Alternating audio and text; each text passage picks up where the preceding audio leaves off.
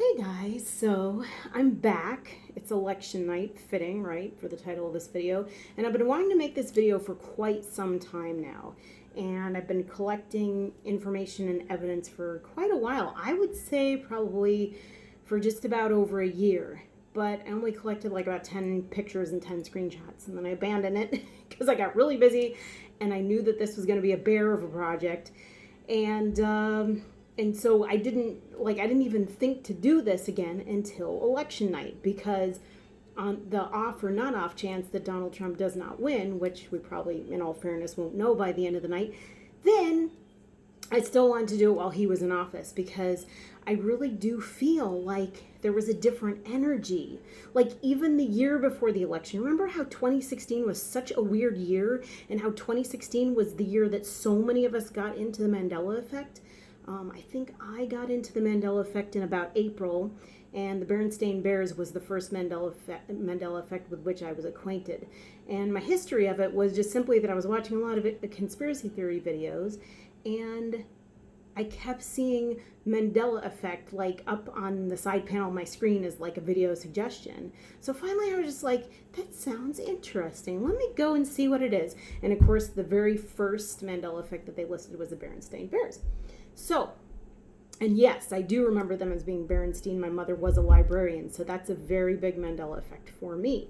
So what I wanted to do in this video is go through, basically, I feel like we've never really known what Donald Trump's relationship with Nelson Mandela was, and we've also never really known what the two men thought of each other.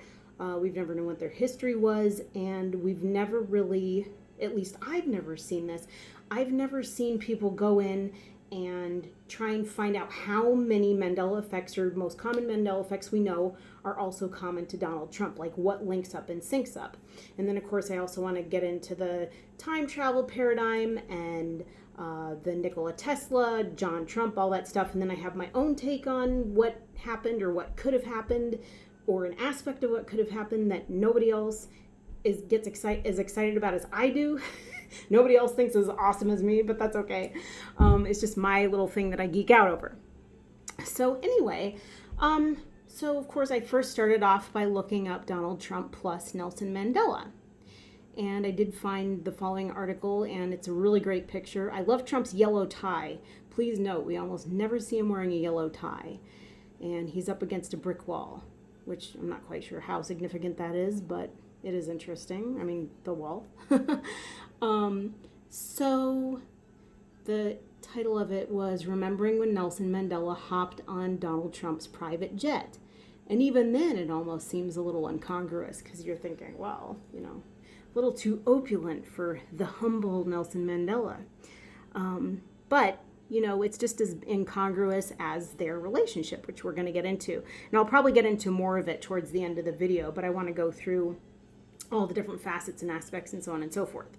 So, the beginning of the article states, it wasn't long after Mandela's death that Trump started to entertain ideas of running for president. After that, Madiba, that's Mandela's clan name, Madiba is long forgotten by our serial tweeter. There's never been any mention of him on Mandela Day, nor has Trump shared any condolences on the anniversary of his death. And there's a few different takes on that, which we'll get into probably as the finale of this video comes to a head. So, if you'll see here, there's a number of different things that Trump is associated with. And you can see it right here. Donald Trump. Let's see. Hold on one second. Okay. Yeah, my screen was so dark I couldn't read anything, and my screen automatically darkens on this other phone. I don't know why it does that. Okay, Donald Trump is not rich Uncle Pennybags, Rio 1, breakfast. So I wanted to look up all varying and sundry things.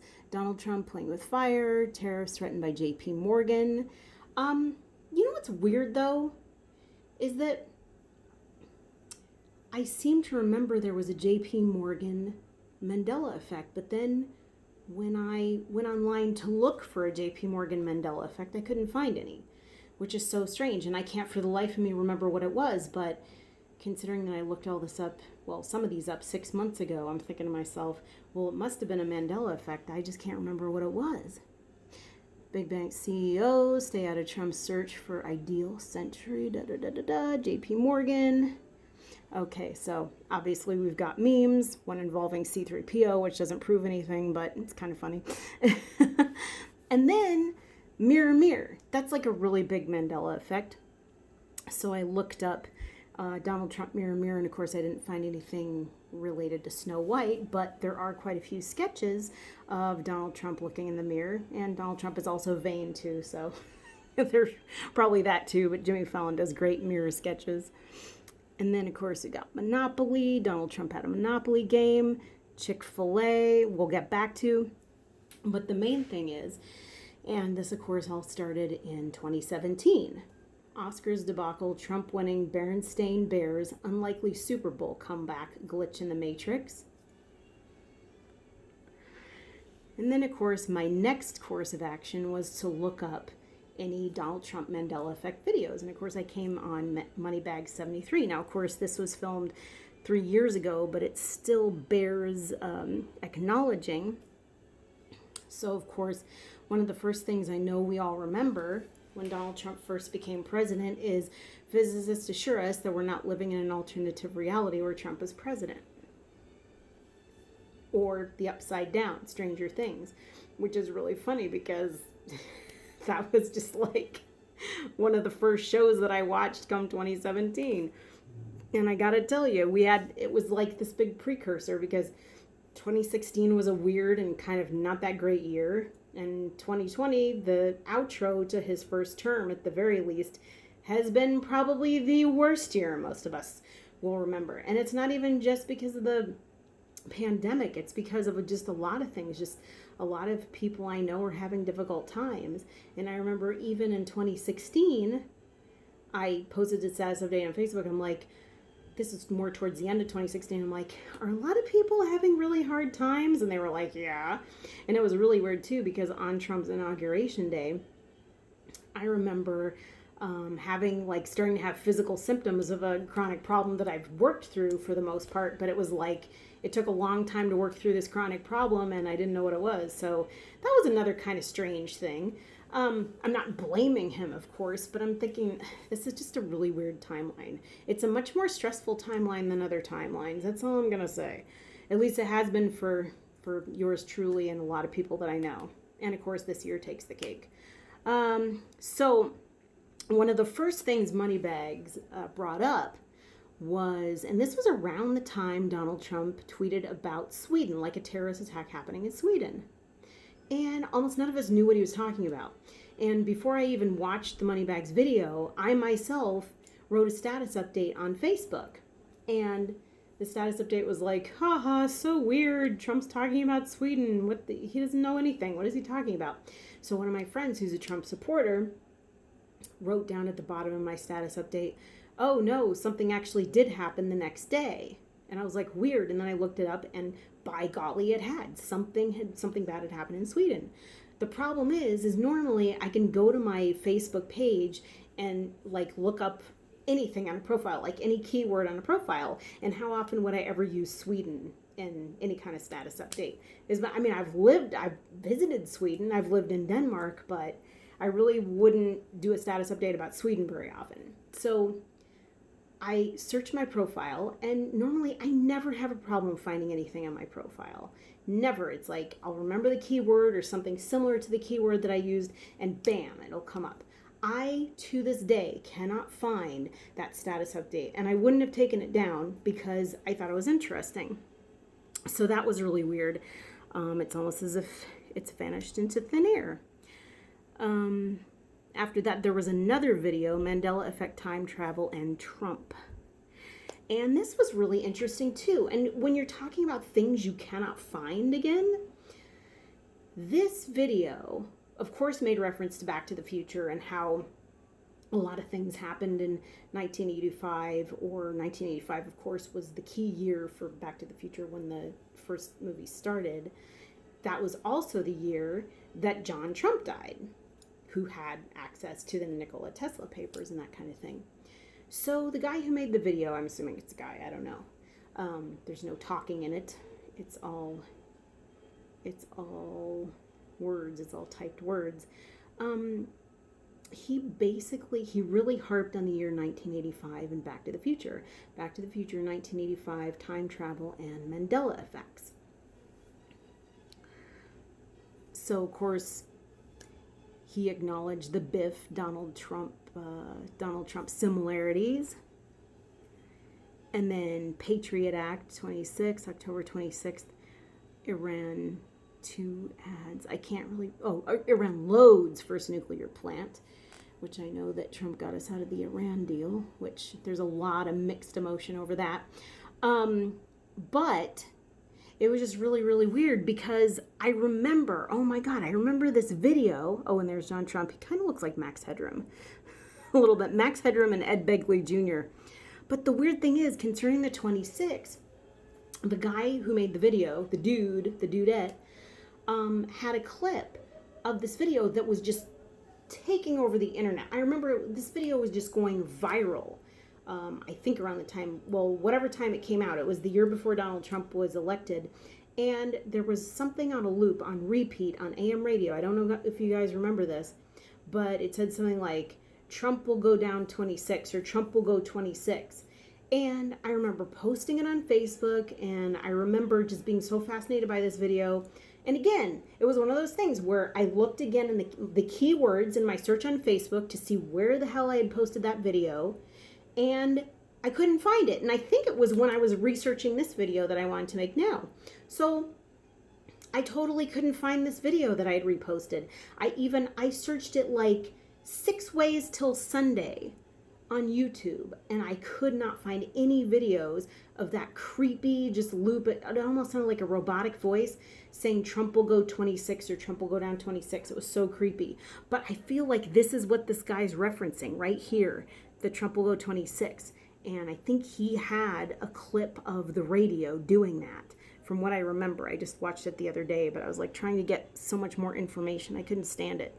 So anyway, John Trump died in 1985, and that's why 1985 is such a pivotal year. And of course, 2001 was when 9/11 happened. So he talks about John Trump. He shows a clip of Donald Trump saying, oh yeah, my uncle told me all about energy. I couldn't believe what was happening. You're going to see great things. So, oh, and look at that. Looks like a black and white checkerboard floor behind him. So, October 26, 1985, first attempt at time travel to 2010. And Marty, with the help of Doc and lightning strike, returns. We had major storms, 10/26/10. Okay, not really sure what part of the country he's from. Pretty sure we didn't in LA, but who knows? All right. So then he also makes reference to Back to the Future and the VW van, which I do myself remember it to be one of those 1985 jobbies, because it seems like it makes the most sense. Like I remember in 1985 they had this sort of sloped windshields on vans. And it was just such a sign of the times. Like, why would they use a van from the 1970s? Moreover, if you can see, and we'll get back to the VW logo later, but if you can see, this really looks like your standard logo, which is really, really weird. So, and then I'm not quite sure what this is referring to, because again, he wasn't talking, so some of it was a little hard to understand. But this is Ted Cruz, Ku Klux Klan, October 26, 1944, while campaigning as the Democratic vice presidential nominee. I might have to go back and watch that again, but that's really strange. Okay, because wouldn't Ted Cruz have been not born or a baby at that point? Unless he went back in time and did something with that. I do remember something about Donald Trump accusing Ted Cruz of having something to do with the Kennedy assassination, but I would have to double research that as well. So we have that, and then Trump predicting riots and civil unrest. Well, that definitely did occur in the country this year, although I feel like a lot of outside agitators were responsible for that. I don't feel like most people want to foment unrest. I don't feel like most American citizens want to do that. But whoever you believe it was, I think it was probably people who were up to no good and trying to appropriate what the peaceful people were trying to do. That's just my opinion. Whoever they were working for, I don't know. And then November 9/11. So it's kind of interesting. I just remember people talking about September 11th and that the year that Donald Trump was elected would have been the 2016, but November 9th, which is the reverse of 9/11. So that's really interesting as well, if you remember that. And then this is where it gets into sort of my weird theory. So you guys probably can't see because now I think the screen is too bright. But this is a video that I made a little over a year ago. And it's entitled, "What is Really Causing the Mandela Effect?" And I'll try and put it in the link below. Simulated reality or something else.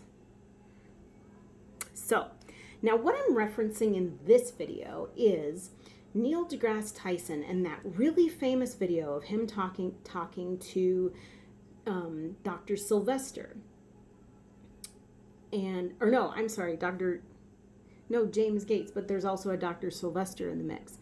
And he basically says he's the one who discloses that within reality, there are codes. There are codes to a browser. In other words, there are browser codes within the ether or within the makeup of reality. And of course, that's where Neil deGrasse Tyson almost passes out and so on and so forth. And Neil deGrasse Tyson says, so there are internet browser codes embedded in reality.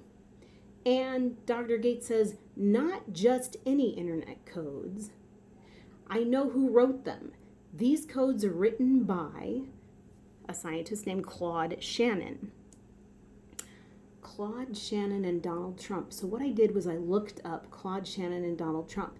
Now, Claude Shannon wrote these browser codes in the 1940s.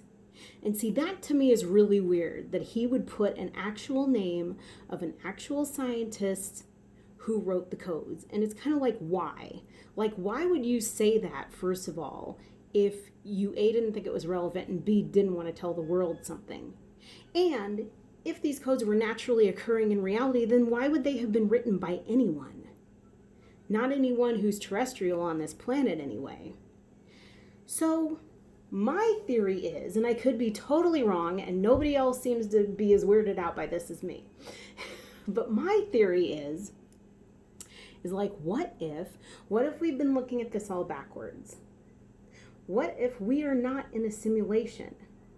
What if a simulation had been built around us using browser codes from the 1940s for us to interface our computers with reality to go back and change things? So in other words, we could link in like the Matrix, but somehow, and I wouldn't know how you would infuse these codes within reality, but somehow somebody inserted them. Because why would they be 1940s codes? Now, what I understand is browser codes are self-correcting. So even if they are really old codes, they self-correct for whatever you need and whatever you want.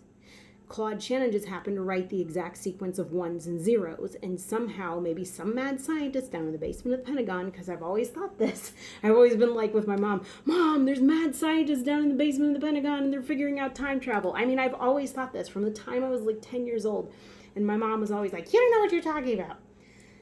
But anyway, so what if scientists inserted and keep updating codes, internet browser codes that have been inserted into our reality so that we can use the internet or the quantum web or whatever, there is such a thing as the quantum web, to make the updates and changes.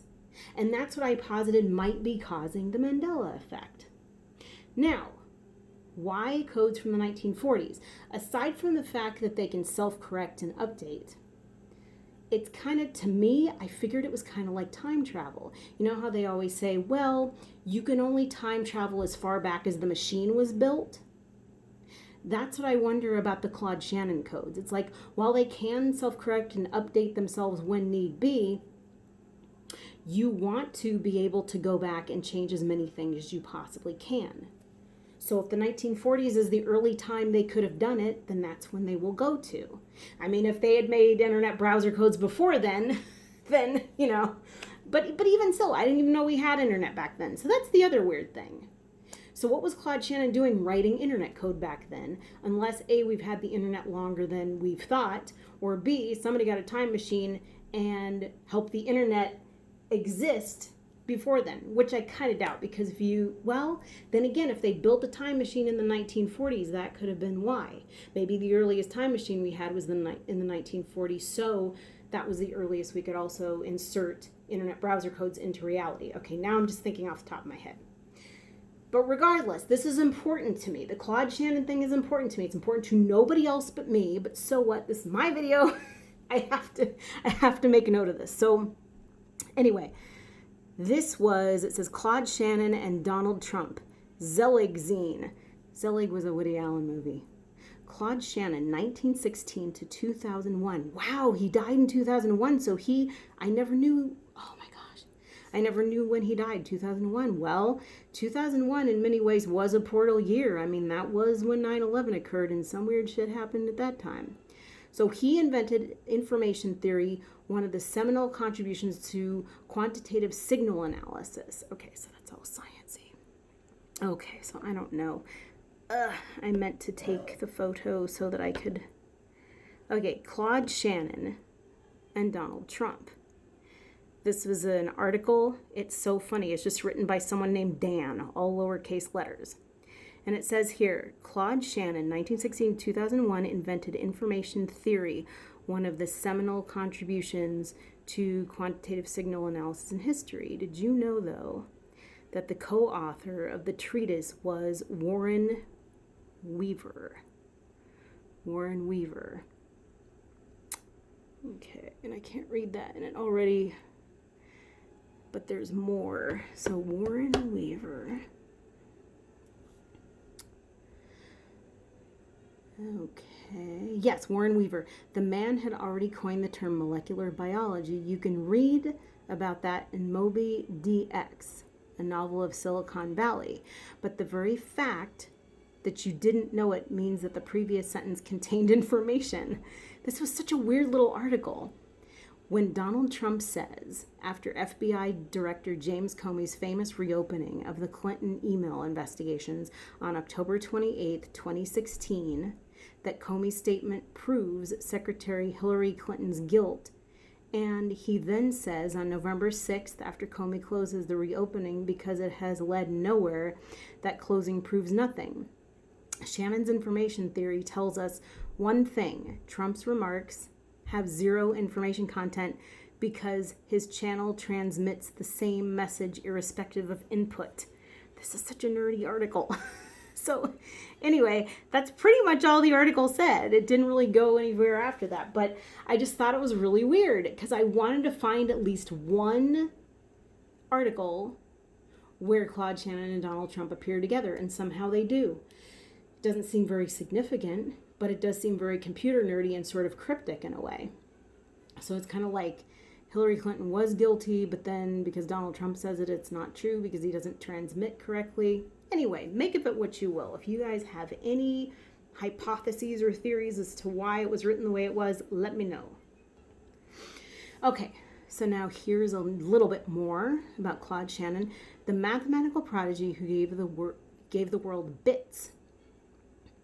A mind at play, how Claude Shannon invented the information age. Okay. Many people, most notably Al Gore. Remember when Al Gore said that he invented the internet, which was hilarious? Oh, wait. Now it's too bright. You guys can't see it. Hold on.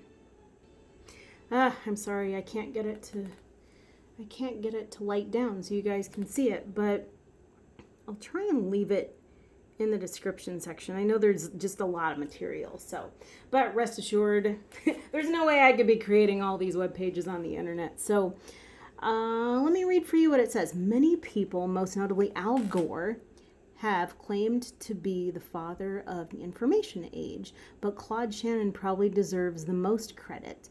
In 1948, he wrote an article that is considered to be the Magna Carta of information technology. In the book A Mind at Play, Jimmy Sun and Rob Goodman explain how the nearly forgotten American genius revolutionized the way we think about communications. Shannon was a mathematical prodigy who could actually do things. As a boy in rural Michigan, he turned barbed wire fences into telegraphs. Later in life, he built the first chess-playing computer, as well as robots and a juggling clown. Ooh, creepy clown. Some people call Donald Trump a clown. So all of this was done just for fun. But he was a legitimate American scientific giant with multiple advanced degrees in math and engineering. Claude Shannon was of draft age when conscription was introduced, as Americans reluctantly stood on the brink of entering into World War II. He was a person who did not like being in large groups of people and realized that soldiering was not probably a good fit. Instead, he contributed to the war efforts by working at the legendary Bell Labs. Oh, that's right, Bell Labs was where he started. Bell Labs Skunk Works, and his efforts at creating an unbreakable code contributed to measurable victory. The book can be read on two levels. The first is a study of how an authentic, first-rate mind worked through the noise of communications theory to create the theoretical backbone of the information age. For mathematical idiots such as myself, the sections of the math may be a little much. Yeah, probably so. They would be for me. Okay, this is the last part of it I'm going to read to you. He saw that as a good thing, and he truly believed that the technologies that he was pioneering were a force for good in the world. The term singularity now means the point at which artificial intelligence will meet and then surpass human capability. That's almost like artificial intelligence molding our own world. This has deeply concerned genius level current thinkers, including Stephen Hawking, who believed it may become a real threat. Some think it will happen by the end of the decade. Others think at least by mid-century. Wait, when was this written? Does it say? Oh, 2017, yeah. Well, this is the end of the decade. It's 3 years later, 2020. Had Shannon lived to see us this close to singularity looming, what would he have thought? He would probably have tried to invent governors that would prevent AI from killing people. He was an optimist after all, but how would he have viewed the probability of them demanding equal pay for equal work and voting rights? Shannon's playful mind would have enjoyed the challenge. Very interesting. And you know, I kind of had another thought about Donald Trump overcoming COVID, because there was this one time where I found there was this really weird conspiracy theory channel by this girl who was kind of hot. She looked like a model, you know, but she had kind of like one of those, almost like a robotic personality. And I just remember her showing this really weird machine. It was kind of like a machine that looked like an iron lung or something. I can't remember. It's something that diabetics get into, like maybe an oxygen machine, whatever. And you would get into it, and this is for the most elite of the world, and it would just cure their whole body. But it didn't do it by actually curing their whole body in a physical sense. It cured them by pivoting them into a parallel universe, which I wasn't really quite sure how it worked, because I'm like, well, okay, but if it pivots them into a parallel universe, then the rest of us are left behind. So technically, Donald Trump should have still been more sick in this universe. But frankly, and if you want to go Occam's razor, I think that Donald Trump just got the very best care possible. Or he didn't. I mean, some people say they didn't think he even had it, but I don't know. That seems kind of odd, considering it was more near the end of his race, and he really wanted that time to campaign, and that's what he loves. So anyway, that was just an aside, but all the crazy things, the science that they can do now. Okay, so now we get into the video that I made, yours truly. Uh-oh, the cat's not happy that I'm talking about my own video. He just kind of looked up, readjusted himself, and went back to sleep. Hilarious. Okay, so I made a video, and I'm going to link it in the description section, called Trump Family Time Travelers and the Phantom Time Paradox. And it's kind of funny because there's actually a Mandela effect within this research that I was doing on my own video. It's very weird. But I'm sure we're all no stranger to the Ingersoll Lockwood book that was written in the late 1800s called Baron Trump's Marvelous Underground Journey. And with a guy named Don in it and a cabinet member named Pence. And then the book that followed that, about 1900, The Last American President, or The Last President, which is really, really strange. And of course, we've had Trump talk about, oh, I'm not gonna leave willingly, and so on and so forth, because obviously he's a person who doesn't like to admit defeat. It's the way he got over COVID. He conquered it, or what did he say? He dominated it like it's a wrestling match or something. So he very, very, very much hates to show any kind of weakness, and he never apologizes. Like, I was watching this documentary about him, and one of the ways that he was trained by Roy Cohn was to just never apologize, never admit you're wrong. And he's also a very big proponent in the power of positive thinking, Norman Vincent Peale, which sometimes I think gets him into trouble, of course, because he just likes to deny reality. Like, he likes to say things like, oh, the pandemic's just going to go away. It'll be all okay. And it did for him. I mean, more power to him that he got over it. But that's not everybody is so lucky. And I know there's a lot of contention in the whole truther movement or conspiracy theory movement about, oh, is the virus that bad? Does it even exist? But unfortunately, I know at least 11 people who have had it, and those are just the people who have disclosed it on social media. I think a lot of people stay quiet about it, especially men. Men don't admit it as much as women. And it's not a dig at men, it's just an observation that I made. But 11 people that I know have had it, at least, and then 2 of those 11 died.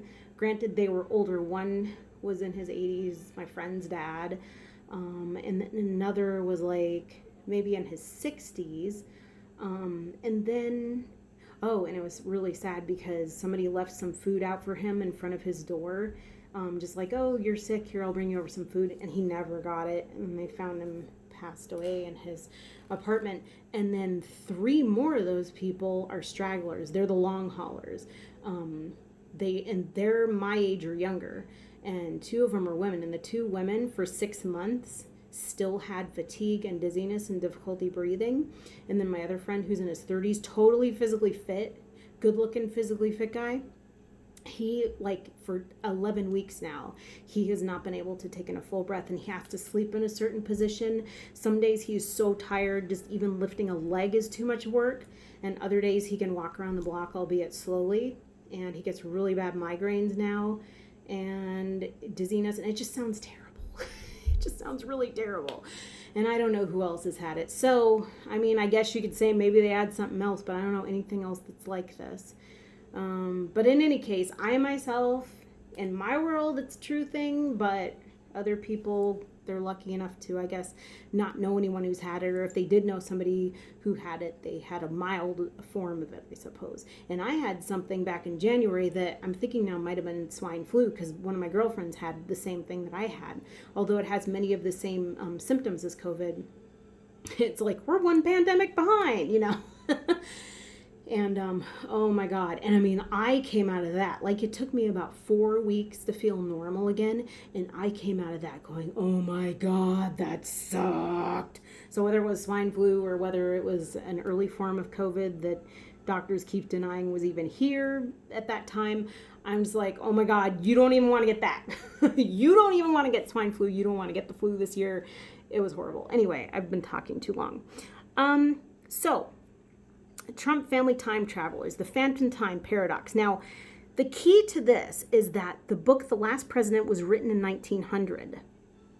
So what's interesting is the people who originally posited that the book was written in 1900 said, oh, well, you know, it could still happen, or so on and so forth, you know, the year is maybe not that important.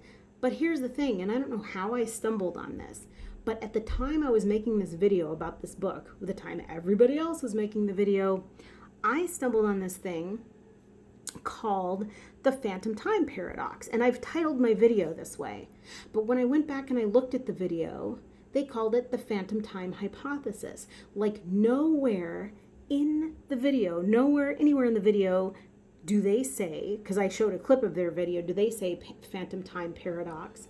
And nowhere in the title of the video does it say phantom time paradox. It's all phantom time hypothesis, which is so strange. And I'm just like, why would I have called it the phantom time paradox if that's not what it was? I'm usually pretty good at parroting exactly what I'm told. So I guess we've jumped some way, kind of way, because now it's called phantom time hypothesis. And essentially what it is it asserts that the years 1614 AD and 9/11, which is really interesting, between 1614 and 9/11 AD never happened. So it's 300 years we can't account for. Charlemagne, I guess he was one of the people that was living during that time. He either didn't exist or he lived in a different time period. But certain researchers and historians think that the years between 1614 and 9/11 just didn't exist. And there were other things too. And just the way that they had initially constructed our calendar, not taking into account leap years and certain, I think it was mostly leap years. Yeah, and initially they did not take into account certain leap years. So because of that, we had all this extra time that we didn't know what to do with. So technically what they're saying is that we could actually just be right now in the 1800s, in the 19th century ourselves, which was really, really strange. I think my video was the only one that addressed that, but I could be wrong. So, leap year conspiracy, shock phantom time theory, astronomy, Charlemagne and the mystery of phantom time hypothesis. Damn interesting. So, if you want an interesting read, look that up because it's really cool. So, and then of course we have little Baron Trump and his dog Bulger, which I always thought was so cute.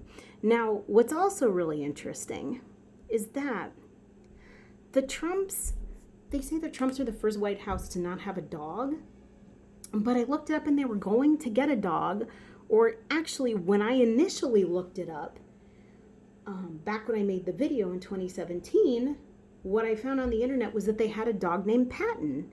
And this is the dog right here. It was Trump's dog named Patton. It was a golden doodle. But now that I look it up again, the internet says they were going to get a dog. And the dog already had a name, Patton. And from what I understand, Trump had named it that because Patton was Trump's favorite general. But they never got it and they didn't have it. And now Trump is saying, what would I do with the dog? I wouldn't have time to walk it. And can you really imagine Trump picking up anyone's poop? You can't, although I'm sure Trump would have his assistant walk the dog. But one thing I thought was interesting was the dog does look kind of similar to Bulger. And the other interesting thing is their name. So the dog in the book is Bulger, and the dog that the Trumps were going to get now in real life, his name is Patton. And what was interesting is Bulge, and Patton. What did General Patton win? The Battle of the Bulge. So there's another parallel right there. I love coincidences. They're so interesting. Okay, so after that, now that we have gotten time travel out of the way and analysis and so on and so forth, after that, the first thing I did was looked up what I considered to be some of the top Mandela effects, either personally for me or just some of the most popular ones, the most all-pervasive and the ones that we got to know first. So the first Mandela effect I looked up was the Berenstain Bears, Donald Trump plus Berenstain Bears, which I thought was really interesting. So Friday talking points, this is what I find as one of the top options on the internet. Friday talking points 461, Berenstain Bear Democrats. And then underneath it says the making of Donald Trump. The making of Donald Trump, August 31st, 2020, posted by Stan and Jan Berenstain Publishing Text, online PDF book. So they made a book, and I know a book did come out that was entitled Mama Bear Updates Classic Berenstain Bear Stories for Trump. So this was kind of interesting. It's the Mama Bear Updates Classic Berenstain Bear Stories for Trump. Berenstain Bears and the Truth. So, here it says, to let him know these lessons truly apply to him, meaning Trump, the moral of each story has been rewritten to reflect Trump's bad behavior. Mama Bear hopes he gets the message, but realizes change takes time. Donald Trump is not bright. Those little hints, actually, I think he can be kind of bright. Sometimes I think he's kind of dumb because he says the quiet part out loud, but that's helpful to us. Donald Trump is not bright. Those little hints at the beginning of each book, the ones that force us to take a hard look at ourselves, will need to be thoroughly explained to him. My hope is that the updated versions for each story will allow light bulbs of guilt and understanding to go off in his teeny tiny brain. Until then, I hope he chokes on one of his unhealthy lunches from Burger King. Actually, I think he eats McDonald's, but whatever. I don't know. He eats McDonald's and Chick-fil-A. So they go into quotes. Original quote, this is from the Berenstain Bears. No matter how you hope, no matter how you try, you can't make truth out of a lie. Trump version. Your ego is too big. Journalists are not paid to stroke it. You're a liar in a comedy bit. Oh, that's what she's telling him. Well, I mean, I suppose Mother Berenstain Bear could sound like Trump. You know, maybe he would relate to her better. Your ego's too big. Journalists are not paid to stroke it. You're a liar in a comedy bit. And I agree with that. I mean, if anything, I don't think journalists are tough enough on any politician. I mean, they do go hard on Trump, but Trump's his personality kind of beggars it too, you know? But I think, honestly, journalists should be tough on all politicians. I don't care who they are. That's why I watch some of my independent YouTube channels that criticize all politicians. Okay, the Berenstain Bears' new neighbors. Some nearby neighbors moved away. Now who's coming here to stay? We have new neighbors. They look different and worship another god. Diversity is not a reason to get our panties in a wad. Put on your big boy panties. For Berenstain, the Berenstain Bears and trouble with friends. When making friends, the cub who's wise is the cub who learns to compromise. Let's create boundaries without creating a wall. Smart leaders are nice to all. And honestly, that wall, if you were to build it, would take 41 years to build. And they already tried to do land grabs down there of people who owned land where they wanted to build the wall. It was kind of ugly. The Berenstain Bears and too much TV. When the TV is on all day without rest, Mama knows it's too much and Mama knows best. Yeah, Donald Trump does watch a lot of Fox. That's what he's even admitted. It was just funny when he quoted the whole Fox schedule. You're like, okay. And then that just reminded me of when I was 6 years old. And then the Flintstones come on, and then it's Leave It to Beaver, and then it's I Love Lucy, and that's all after Sesame Street. So anyway, yeah, that's what kiddos do. Okay, so what's next? Virginia voter. It could have been Dr. Seuss or Berenstain on the ballot. That's when people were disenchanted back in 2017. Friday talking points, the Berenstain Bear Democrats.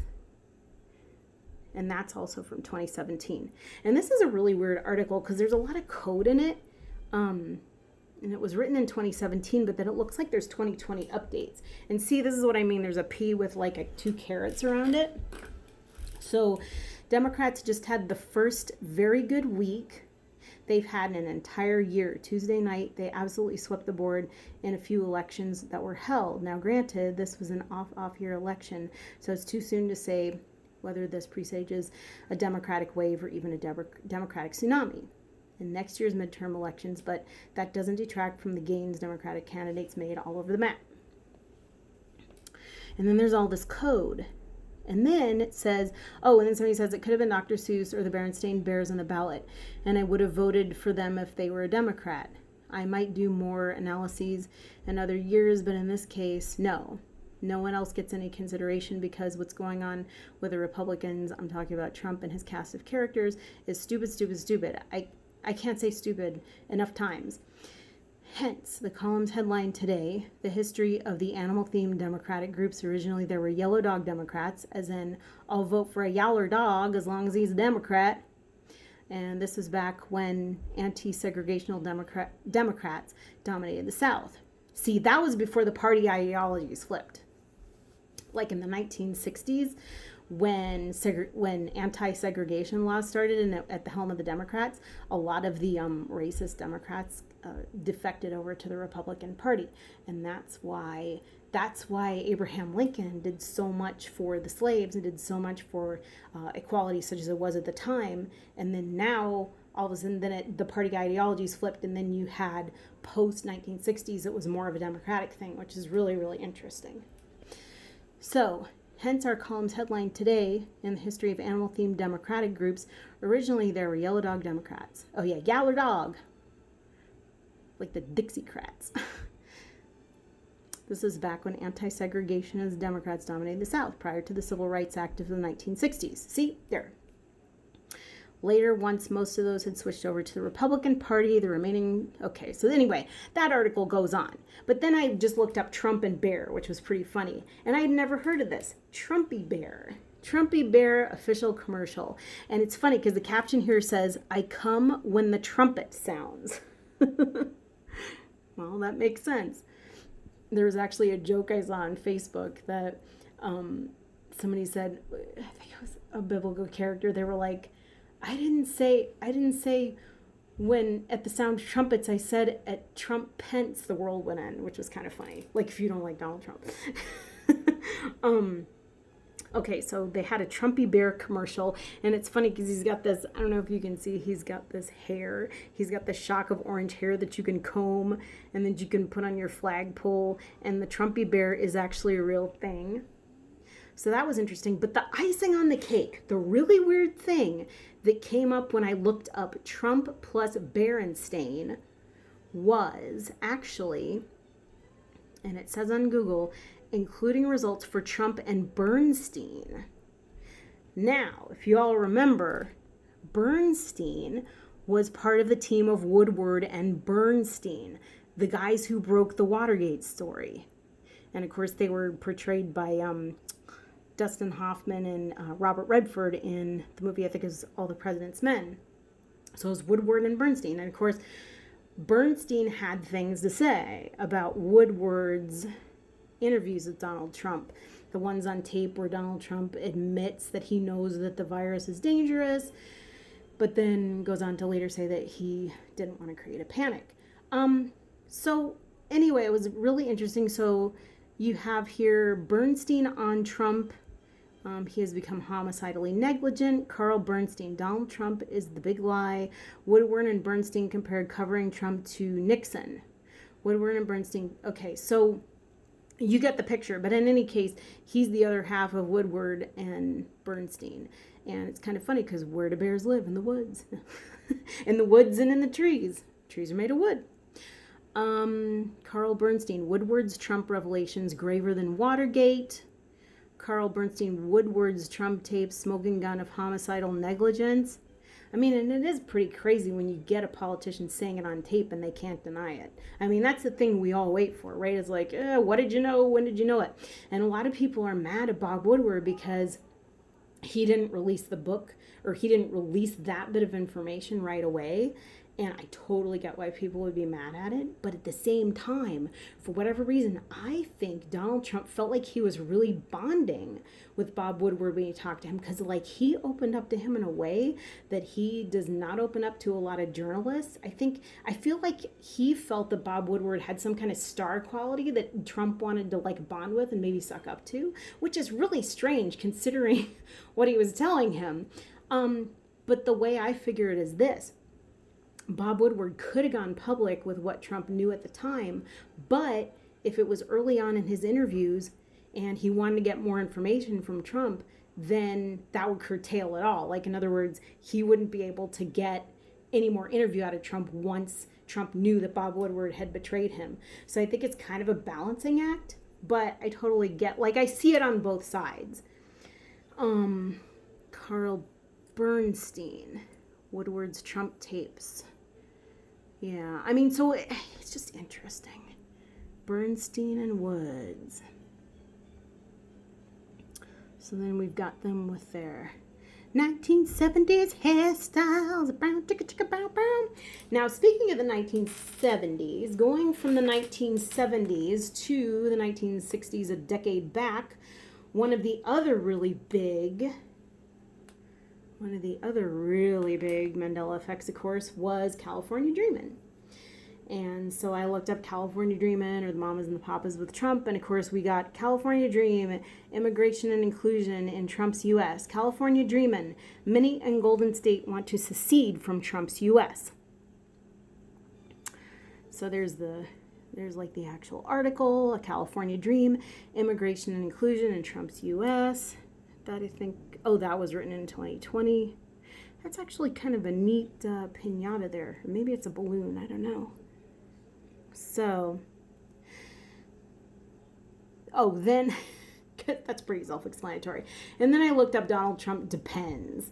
And, that's a little more marginal because obviously, Depends was a really, really, really big Mandela effect for me. I remember it was one of my catchphrases in college. Ooh, thank goodness I'm wearing my Depends. We would all say it like I would all say it with my girlfriends in a British accent. Ooh, thank goodness I'm wearing, oh my God. But in any case, like we're making jokes that we had incontinence or diarrhea or whatever. Diarrhea. When you're sliding into first and you feel a sudden burst, diarrhea. I could make a really beautiful folk song out of that, I think. But I'm not going to right now. Okay, so is Donald Trump a bully or a bold protector? That depends on whom you ask. Okay, that's just lame, but that's not what I'm going for. Okay, so here we have Vanity Fair. That's the next article down. And I remember having seen something about this online. And I really don't like to make fun of people's incontinence or bathroom issues. So I would never make fun of this. But it was a thing and it was a rumor. And Vanity Fair is a fairly reputable magazine. I don't know. What's going on with Donald Trump's pant legs? Oh no, that was where his legs look really fat one day. Maybe that's parallel universe really fat Donald Trump. Oh, did Trump wet his pants? So I remember having seen this online, although the picture looks different, but this was one of the top options. And as you can see there's some darkness there, and you can see it there, but they're saying it's like a shadow, which it probably was. Well, what do I know? But even still, the fact that a story went out there, and of course, if you have a pant wetting problem, you probably would wear Depends. So who knows? But that was just a weird story. But that was really the only one I could find out about Depends. American surge to polls. I'm going to vote like my life depends on it. Election in sight. It all depends whether you believe your eyes. Vote as if your life depends on it. Trump's campaign depends on his supporters putting their health at risk. So, anyway, those are just kind of not very good examples, but whatever. They're the first one that came up, and depends is a pretty strong word in those. Okay, this is just a random break. I love you. You're probably thinking you don't even know me, but if people can hate for no reason, I can love. See, I love that. And it's true. And we need that right now in our current political climacy. I just made up that word. Okay. So, going from depends to rocking each other out. We will rock you. Although not quite, because it's the We Are the Champions version. I looked up Trump and We Are the Champions, and that seems like a Trumpian song, because he's all about the winning. He wants to be a champion. He would love to be a champion of the world, but they denied him that at the end of that Queen song, because now it's taken out, although it did stay in the movie that I saw a couple years ago. Another one bites the dust. But yeah, so here it is. Republican National Convention. What an intro, Donald Trump. So there's some videos where he's apparently using We Are the Champion. And then the third video down says, Queen says Donald Trump's use of We Are the Champions was not good. Queen doesn't want Donald Trump to use We Are the Champions. Too bad. Queen condemns Donald Trump's use of We Are the Champions. EU.com. Trump takes the stage to We Are the Champions, Politico, but he can't be the champion of the world anymore. So that's really interesting, I thought. And a perfect song for Trump, of course. So then you go into the stuff. You go into the right stuff. Oreo. Donald J. Trump's Golden Double Stuffed Oreo press conference on Facebook. And I'm like, really? That's hilarious. So basically it involves this commercial that he did with Eli and Peyton Manning. And it was like this big old thing. And the funny thing is, though, fittingly enough, the song that accompanied the commercial sounds a lot like Queen. Here we go. Take a look. See what you think. Let's see. Oh, wait. Jeez. I pressed the wrong button. Hold on one second. You'll see. You'll see. Okay, come on. There we go.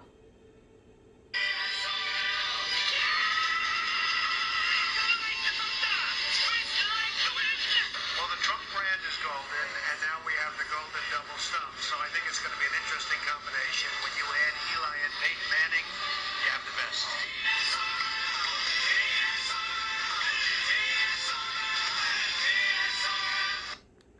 DSRL, DSRL. It's like DSRL stands for like double stuff, like race or something like that. Double stuff. I would have to look it up again, but it's really not that important.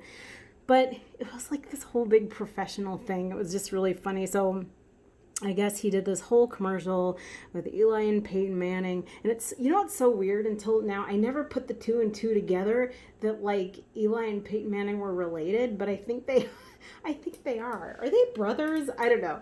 Anyway, so they're sitting there and they look like clones in this office room or twins. And then you've got, oh, look at that. That Oreo does not look happy. I'm just saying. And look, it looks like, oh my God, it looks like it's a sporting event. And then there's like protests outside. I think they were mock protests though. DSRL, not for sale. It's like double stuff relay layup or something like that. Anyway, so fact check, Donald Trump's Oreo boycott. So this was like a few years later, I guess. Donald Trump says he's never eating another Oreo again because its parent company is closing a factory in Chicago and they're moving to Mexico. Some Oreo production is moving to Mexico, but a downsized Chicago plant will remain. And there was still 3 plants in the U.S. making Oreos. Oh boy. Yeah, I know. He always talks about not being about outsourcing, but like in his first year in office, he actually outsourced a few more jobs or a few more factory jobs than Obama did. So I think it just depends because Donald Trump's opinion seems to depend on which way the wind blows anyway. So these are some stills, and the stills I think are really interesting. Right, gentlemen, you're about to lose to the smartest, well, we know. Luxury, taste the Trump. How's it feel, Donnie? You're fired. And as you can see here, so Peyton and Eli Manning look the same. And then Daryl Hammond comes in from like a secret door. You're in my suit, Donnie. And then there's Eli and Peyton Manning looking like clones. And then, oh yeah, so then Daryl Hammond dressed as Trump comes in. And they look like clones, or like they're 2 parallel universe Donald Trumps. Which is, I mean, it probably doesn't mean that, but the symbolism was not lost on me, so I thought it was really interesting. But Donald Trump apparently got mad when they outsourced the Oreo Double Stuffed Racing League. That's what it is, Double Stuffed Racing League. What are you gonna do? You gonna run after you ingested all that lard and sugar? I guess. Actually, I guess they don't make the inner cream with the lard, but still. Officially launched 2 years ago in January 2008. It's a fun activity that family and friends can enjoy together, in which people race to see who can finish an Oreo, double stuffed cookie, and a glass of milk the fastest. See, I would like to see Donald Trump participate in something athletic like that. So then we move on. We move from double stuff with the cream to flakes of the frosting, as in Tony the Tiger. And we can see here, Trump campaign hires Tony the Tiger. They're great. Tony the Tiger, Family Guy. So this is a joke, of course, but in a last-ditch effort, Trump hires Tony the Tiger as campaign surrogate. Tony the Tiger is the perfect emblem for the sugar frosted flakes. I think you support Trump, whatever. Okay, so then we have this article from the MQ We've got Bill Gates saying, let's be real. If I seriously wanted to microchip everybody, don't you think I would have done it already? I think they could probably put microchips in our cereal, to be honest. That was one of my first thoughts, to be honest, which is weird that I'm saying this over a Tony the Tiger post, because I always had the thought that, like back in the early 2000s, that those rewards cards they give you, they can link it to your buying habits, and then they can know who got the placebo and who got the microchips and who didn't based on what they bought. I know, really weird, right? But you can ingest microchips. Of course, that's going into your digestive tract, so probably not as permanent. But even still, like, vaccines are not a good way to make money. Because a vaccine, you get it once and then that's it. Or you get it once, or you get it once a year, or whatever. But, like, medicine that you have to take every day, I would think you'd want to put microchips in that, maybe. But who knows? Because it's not quite a vaccine either, so who knows? But in any case, I think they would make, if they really wanted to make money on this coronavirus, though, they would just make prophylactic medicine that we had to take all the time. Okay, Trump campaign hires Tony the Tiger. They're great. When asked if he'd ever used chocolate milk in a cereal, Trump reportedly left laughing, saying, "Do you mean inner city milk? Hell no." Oh, God. This is like such a parody. The formal resignation of Trump campaign manager Kellyanne Conway earlier last week came as a surprise to Donald J. Trump for president. Now, wait a second. This article, I could have sworn it said this article was written in 2017, but whatever. They could have just been making fun. But even still, it was prescient. Although, even when Kellyanne Conway went away and stepped down, she still didn't go away because she kept, like, speaking out for Trump afterwards, which is really weird. Okay. The formal resignation of former Trump campaign manager Kellyanne Conway earlier last week came as a surprise to Donald J. Trump for President Inc. and the media at large. Conway left the campaign for undisclosed reasons. So there was that one, and then there was another nod on Family Guy. So you have Tony the Tiger references on Family Guy. So some of the references is the advertising cartoon mascot.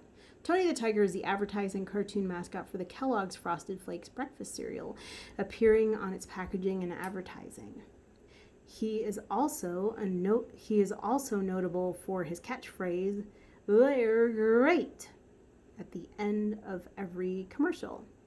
He is seen as part of the Breakfast Club among other cereal mascots, being Captain Crunch, Trix Rabbit, Toucan Sam, Lucky the Leprechaun, and Let's Go to the Hop. I don't know what that is. He gains an imitator in Terry the Tiger in The Tan Aquatic with Steve Sisu. When Cleveland Brown dresses as Count Chocula to trick Peter into washing his hand in Dog Bites Bear. He uses part of Tony's catchphrase, "They're great." Tony is present as a gathering of mascots hosted by Peter in Pawtucket Pete when he becomes the new mascot for Pawtucket Patriot Ale. As they gather for a group photo, Peter expresses his condolences for Tony's wife having been shot by Donald Trump's children. Oh, yeah, because they're hunters. That's why. They're hunters. And just when I said that, I'm like, oh, but then they're going after Hunter Biden. So they're hunting Hunter Biden. Whatever. Okay. So, and then there's just another article, last-ditch effort, Trump hires. Oh, yeah. See, and this article was written in 2016. And it's a different article, but in last-ditch effort, Trump hires Tony the Tiger as campaign surrogate, saying that Tony the Tiger perfectly captures the spirit of his populist message. Donald Trump has hired the famous Frosted Flakes feline to be his chief surrogate during the last 2.5 weeks of the campaign. Appearing at the Mar-a-Lago news conference with the breakfast cereal icon, Trump said Tony has been speaking our message for more than 65 years, and he has the muscle we need for intimidation at the polls. He's loved by our core deplorables who always start the day with with sugar, like me. So there we go. Okay, so after Tony the Tiger, the next cartoon character, and he kind of seems like a cartoon character in a lot of ways, is Fraser Crane. And as some of you might remember, the Fraser Crane Space Needle is like one of my biggest pet peeve Mandela effects. And I think I'm the only one who's more weirded out about this than anybody. But I remember this picture is reality residue, and you can barely see, this is where I remember the Seattle Space Needle being in Fraser Crane's apartment. But come to find out, when I rewatched it all on DVD, these are the legs of the Space Needle, and the city is much far forward. So anyway, just totally bugs me out because I know how I remember it. You got your reality residue right here. I've made a ton of videos about it if you want to check those out. But regardless, so I went in and I looked to see if there were any commonalities between Donald Trump and the Seattle Space Needle or Donald Trump and Fraser Crane. Couldn't find anything about the Seattle Space Needle. Although now that I think of it, I can't even remember if I looked it up because I know I got so entrenched in the Donald Trump thing. In the Fraser Crane thing. But here we go. So these titles say, Kelsey Grammer's career is fail-proof as a Trump supporter in Hollywood. Frasier reboot would see Fraser Crane as a Trump supporter. So this is so weird because I always remember them saying that Fraser Crane was going to be a Trump supporter if they did a reboot, but then I guess he is a Trump supporter in real life, which is funny because he's also a Shakespearean actor. I don't know, I just don't see Shakespearean actors as Trump supporters, but there are always ways to defy stereotypes. And when you stereotype somebody, you put them in a box anyway. The Donald was mentioned on an episode of Frasier. I'm sure he was. The Donald is mentioned everywhere. So this is an outtake or a transcription from an interview with Christiana Amanpour and Kelsey Grammer. Amanpour says, "You're one of those rare Hollywood beasts who is conservative, and you voted for Donald Trump. And I just wonder whether you sort of took any hits in Hollywood for that. Did you feel that you were sort of marginalized?" Grammer says, I'm not aware of taking a hit for it, but now certainly passions run high, and certainly he has touched an extraordinarily passionate response. I don't know if it's as serious or horrible as everybody wants it to be. That's not quite how he sounds, but I have to read it with the lilt. So there is that connection. And then I went from Kelsey Grammer and Frasier, who almost never has sex, to Sex and the City. And Donald Trump made a cameo on Sex and the City. Sex and the City, Donald Trump cameo, Samantha Jones.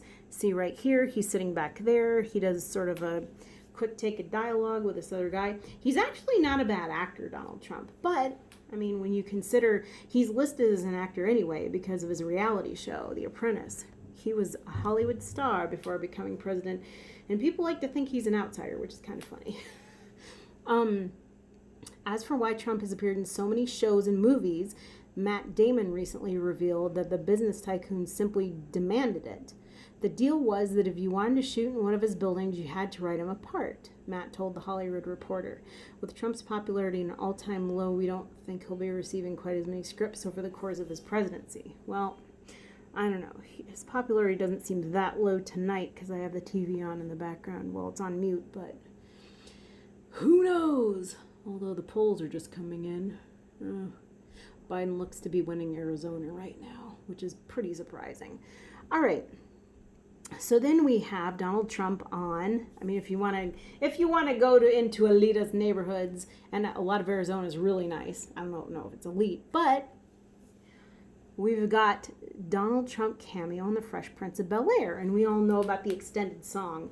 Oh shoot, I meant to look up the song lyrics and remember what they were about to see if it had anything in common with Trump or anything that Trump does on this cameo. But I forgot. Oh well, you guys can do that work if you're really so inclined. So this is when he's married to Marla. Marla seems to be one of the sweetest wives he had. I don't know, she's just a very likable character. So one of the first Carlton faints when he walks in, and then Hillary comes out. And Hillary's like, keeping a low profile. Hi, Hillary Banks. It's Hillary Banks, which is funny, too, because it's Hillary, and it's Hillary with one L, at least according to the transcripts or according to the subtitles, which I hate. All of a sudden, I don't know what happened. My YouTube on my phone took an update, and now I get subtitles, but I think I found a way to turn them off. Anyway, Hillary with the black and white checkerboard or non-checkerboard, the black and white striped animal zebra pattern. But interesting that it's Hillary, right? Hillary with one L. Okay, so then we have Trump keeping a low profile. Hi, Hillary Banks. And of course, her last name is Banks, which is perfect. You know, you look much richer in person. That's what she's saying to them. And then there's Will Smith there shaking his hand. And that was 1994. So that was Fresh Prince of Bel-Air. And then you go from a Fresh Prince to the forest. Trump is like a box of chocolates, the Georgia Wasp. Life's like a box of chocolates for Jeff Sessions on SNL. Forrest Gump, like his life's blah, blah, blah. So, I mean, that's not really a stretch. Forrest Trump. Donald Trump's latest bonkers typo sends Twitter into a shitstorm. Forrest Trump, or a tailspin. So it was kind of funny. I mean, it's an understandable mistake. Like, I don't really like if a politician says like one wrong word. Like everybody was getting on Donald Trump for mistaking World War I for World War II and vice versa. And I was just like, oh my God, I listen to my own videos. If presidents misspoke like I did sometimes, they would get it so much worse. I misspeak because like my adrenaline gets up when I make a video and I don't have an audience in front of me, but I have an audience, a perceived audience, and it's like, I'm like, blah, blah, blah, blah. So, yeah, I mean, I guess maybe you should know the spelling of forest, but so it's a little exaggerated. I mean, when you consider the things Trump has done, and this is a small mistake, it's not a big deal, but it was kind of funny. Okay, this time Trump twice wrote forest instead of forest, Forest instead of forest, in a rant about the management of the wildfires that spread across California late last year. Billions of dollars are sent to the state of California for forest fires that, with proper forest management, would never happen unless they get their act together, which is unlikely. I have ordered FEMA to send no more money. It is a disgraceful situation in lives and money. Of course, the sad part is that a lot of these forest fires actually happen on federal land. So if you want to get anything done, it would probably behoove you to fund some money. I'm just saying. Run, Forrest Trump, run. I'm not a smart man. So, you know, they had their memes about him.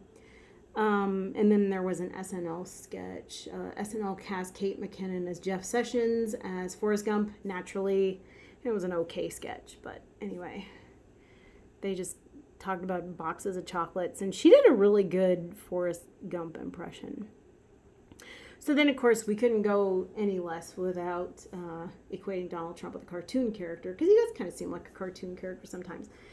Donald Trump, Access Hollywood tape, Flintstones parody. So they did a couple Flintstones parodies. They were okay. They weren't that funny. Column, Why Trump Reminds Me of Fred Flintstone. Jimmy Kimmel Live did a cartoon, Kimmel Cartoon with a K. Watch Fred Flintstone and Barney Rubble as Donald Trump and Billy Bush. Oh yeah, it was that dialogue. Okay. Pandemic politics. Maskless Trump tours Michigan Ford plant. Now we're jumping on to cars. Ypsilanti, Michigan. Pandemic politics shadowed President Donald Trump's trip to Michigan on Thursday as he highlighted life-saving medical devices with the president and officials from the electoral battleground state, clashing over federal aid, mail-in ballots, and face masks. But this visit came amid a long-running feud with the state's Democratic governor, and a day after the president threatened to withhold federal funds over the state's expanded vote-by-mail effort. Typical. And again, the president did not publicly wear a face covering, despite a warning from the state's top law enforcement office that a refusal to do so might lead to a ban on his return. Pandemic politics. Masking Trump tours Michigan Ford plant. So those are more Ford updates around May. So then we jump from Ford to VW, and this is pretty interesting and something I didn't know. Did you know that VW is changing their logo again? Well, it is. VW CEO hopes he's done enough to please Trump and avoid tariffs. VW and Hummer create new logos to help shed lingering image as polluters. Trump is mad. Some automakers want to make cleaner cars because I think he thinks it's too expensive. VW rejects Trump envoys. VW rejects Trump envoys take on Iran pullout. Volkswagen, once a Nazi symbol, is now empowering the ADL Anti-Defamation League. So there's a lot going on with VW, like in terms of the world stage. So it's a new logo for VW. And then there's another article under that from 2019, Trump's reckless attack on Ford, Honda, Volkswagen, and BMW. Why President Trump's obsession with German cars is misplaced. Okay. So here it is. VW and Hummer create new logos to help shed lingering image as polluters. So this one says, Volkswagen wants the world to forget about its diesel emission scandal. Hummer was the poster child for in-your-face gas guzzling, but wants to shed that perception. Both brands want a brand new squeaky clean image for making zero-emission vehicles. Hence, VW launched a new logo today, and Hummer filed a series of trademarks for its new logo in February. So, and this was written in April 9th, 2020. So this is really recent. Okay. So if you're not into parsing out how a logo shift, a different font, or two lines not touching anymore is something worth contemplating, and I think we already contemplated that with the initial VW logo shift, then stop reading this post. It's not for you. Well, it is for us. God damn it. We will read it. Okay. But fellow font nerds or Mandela effect nerds regarding logos might consider that Volkswagen today announced one of the largest rebranding campaigns in the world. According to an official statement, a new logo with flatter and cleaner lines will begin rolling out throughout the world to 10,000 dealers in 171 markets spanning 154 countries. Cranes will lower the old VW logo and hoist up the new one. The new style was first unveiled September 2019 when the company introduced the ID3 electric car. However, it will debut in the U.S. as a vehicle badge on the 2020 Atlas Cross Sport, which averages 22 miles per gallon. At the time, Klaus Bischoff, Volkswagen's chief designer, said, "When we came up with the new car, the ID3, this doesn't fit anymore. We need something new."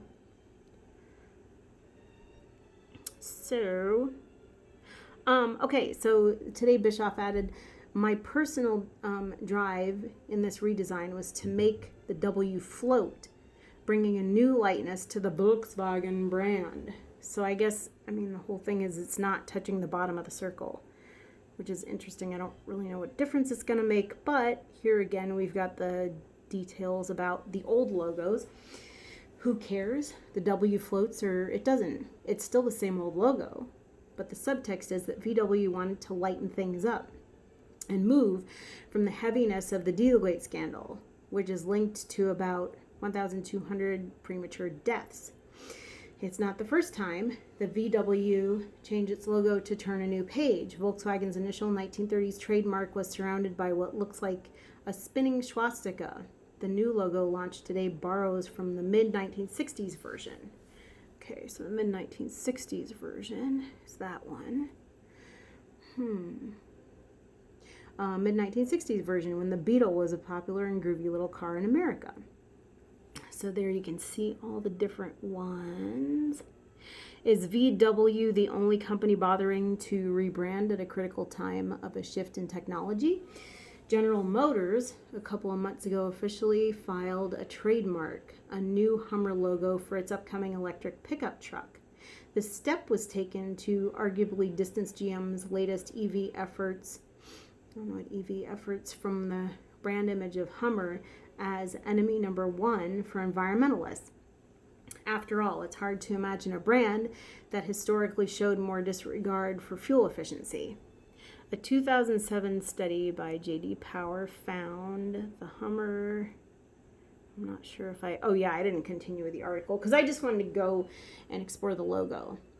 And then there's another article, Trump is mad at some automakers want to make cleaner cars. Well, he is kind of in the back pockets of the oil industry. Since entering office, one of his goals was to roll back 100 environmental protections, one of which is rolling back restrictions on a ban allowing denizens of Alaska to kill and hunt Alaskan wild pups. And you're just like, who does that? So, I don't know. He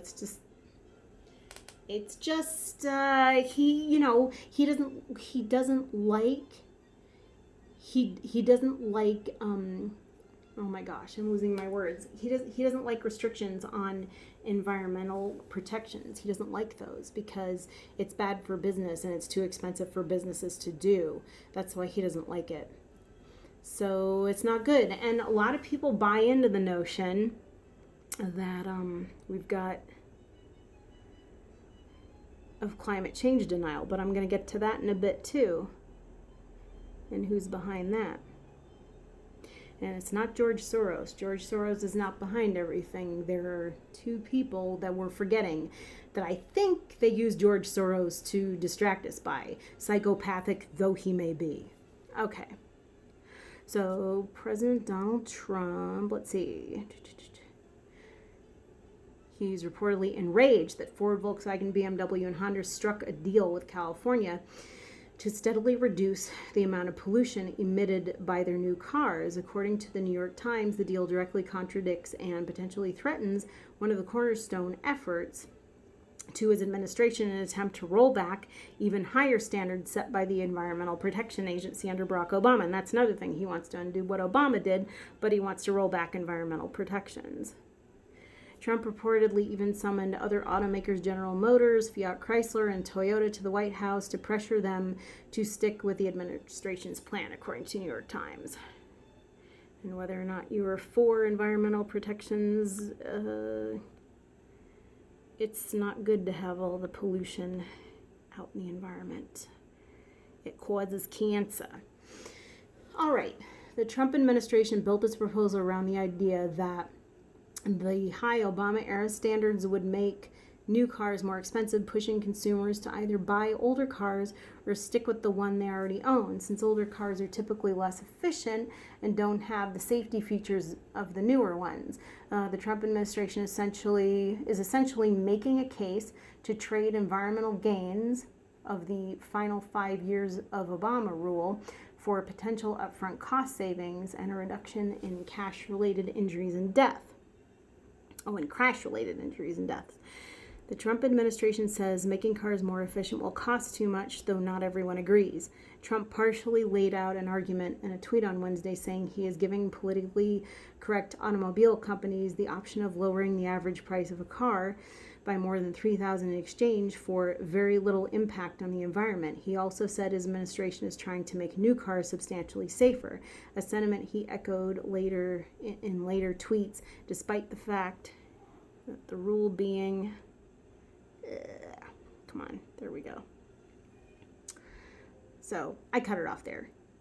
VW rejects Trump's envoy's take on Iran pullout. So there was another one. And this is weird. I think this is why I included this. Because if you can see here, this does not look like it's very separated between the V and the W. It looks like a little line, but it's not like an actual space, which is weird. Okay, so I wanted to get a little bit to environmental protection. So, essentially, again, I've said this before and I'll say it again. A lot of what is considered mainstream conspiracy theories have been hijacked by the rich and the elite, not the least of whom is Trump. He's kind of a front man for parroting conspiracy theories this day and age. It's not good. It's been appropriated, in other words. And one of those appropriations encompasses climate change denial, the climate change denial movement. And I was looking into it because I thought to myself, and again, I hate the term climate change because that kind of doesn't show what the weight of the concern is. It's not so much climate change as it's climate disruption. So in order for the big corporations, 71% of whom create most of the pollution, global corporations, in order for them to save money, the more environmentally protective rollbacks they have, the more cost effective it is for them. So that's the deal that Trump made. I mean, you got to remember, Trump has been buying off and bribing politicians for decades now. He's just eliminated the middleman. So, and a lot of people want to, talk about like, oh, he gave up so much money to become president. Well, he didn't actually. He still has all his business assets in a trust, and it's not even an impartial trust. It's a partial trust because it's overseen by his oldest son. So there is that. So that's number one. And number two, he now basically controls just the whole vibe and the zeitgeist of the Western economy. And he's crafted the Western economy to cater not only to himself, but to his friends. And in rolling back environmental protections, that just saved them a whole shit ton of money. So, that's bad. That's not good. And we should take environmental protection seriously. So what I found out was the Koch brothers are partly to blame. The covert attack on Senator McCain's climate leadership by ExxonMobil and the Koch brothers, and this would have happened around 2008, around the time of Occupy Wall Street, which I think is when a lot of this changed. But John McCain and Joe Lieberman wanted to create a climate change bill when senators and congressmen worked across the aisle, essentially. Joe Lieberman, although Joe Lieberman really wasn't that liberal. But they wanted to enact a climate change bill. And the Koch brothers were like, So this is just a general explanation for what happened. Inside Climate News, Marianne Lavelle published a long piece this weekend chronicling Senator John McCain's rise and fall as a climate leader. The story highlights a campaign I worked on in 2000 where we asked all the presidential candidates the simple and still pertinent question, what's your plan on global warming? McCain was one of the only candidates that took it on. He went back to Washington in the middle of 2000, having been defeated by George W. Bush in the primaries, and immediately started holding hearings on climate change science. As always, there is more to the story. When McCain emerged as Captain Climate in the early 2000s and introduced the first serious bipartisan legislation to cut emissions, he became the target of a multifaceted attack by anti-regulatory free market organizations, and that's key, because you have a freer market when you don't have to have all these regulations. It turns out many of these organizations and front groups were quietly being funded by ExxonMobil and the Koch brothers. And that's just the thing. Everybody wants to blame George Soros, but the Koch brothers have funded so much deleterious shit. I'm sorry, I'm getting a little emphatic, but anyway. So that's what happened. And that's why now you got this whole climate change denial thing. And see, I don't think it's fear-mongering. I think it's a sensible precaution. I think there's steps we could take and things we could do so that we have a healthier environment and a healthier world and less people getting sick. It's just cautionary steps. And also, too, like a lot of people are object to like, oh, well, you're telling me I have to do something and it's my fault. I don't think that's the right take. And I think that's another manipulation, too. I mean, I think there's all ways we can do our part. I mean, I know I recycle. But again, 71% of the pollution in this world is emitted by major global corporations. They really have to pull their weight. That's all we're asking. So that's my 2 cents worth. Think on that, if you will. All right. So then we go back. I just watched this documentary, The Choice 2020, Trump versus Biden, full film.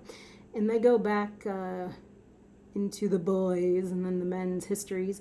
And one of the interviews I found arresting was Trump's mother.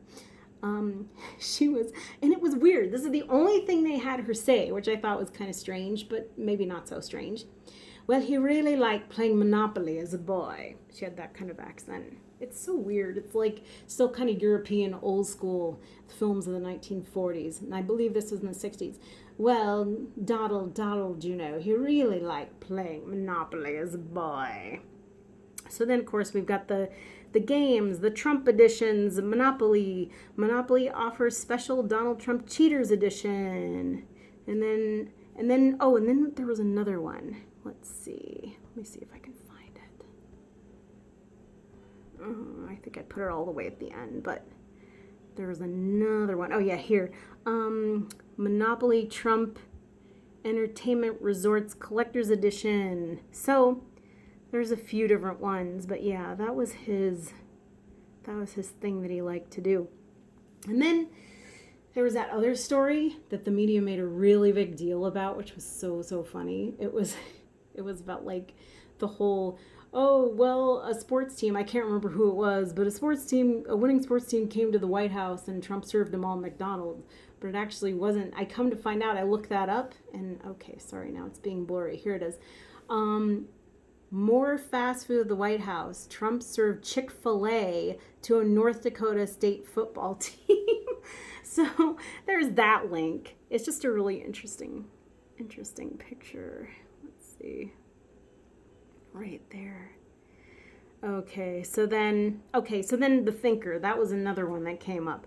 Funny toilet humor, Donald Trump, the Thinker, sending tweets. So you got this one of him on the toilet. It's cheap, but whatever. He's still not in the right pose.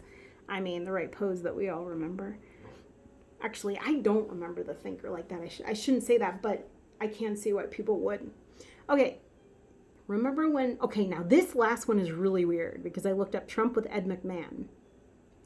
Remember when Trump said he'd save Ed McMahon's house? Hot property. Donald Trump saves Ed McMahon from foreclosure. Ed McMahon, celebrity real estate, Donald Trump. And then I looked up the article and there was nothing there. Remember when Trump said he'd save Ed McMahon's house? Of course, nobody else does either because it's a blank article. Okay. So, whoops, okay. Here's Ed McMahon's McMahons, listed for $12.5 million. And then you got a picture of Trump with Ed McMahon. Ed McMahon's former home was listed for $12.5 million, the Los Angeles Times reported. The three-story house of the famous Second Banana was built in 1934. The estate on West Sunset Boulevard spans more than 20,000 square feet and includes a gated motor court, about 7,600 square feet of living space, includes 6 bedrooms, 9 bathrooms, a galley-style kitchen, an indoor-outdoor living room, and an elevator. 2 terraces offer views of Century City, and the outer space includes a fountain, patio, pool, and spa. The property last sold for $2.7 million in 2004. Okay, blah, blah, blah.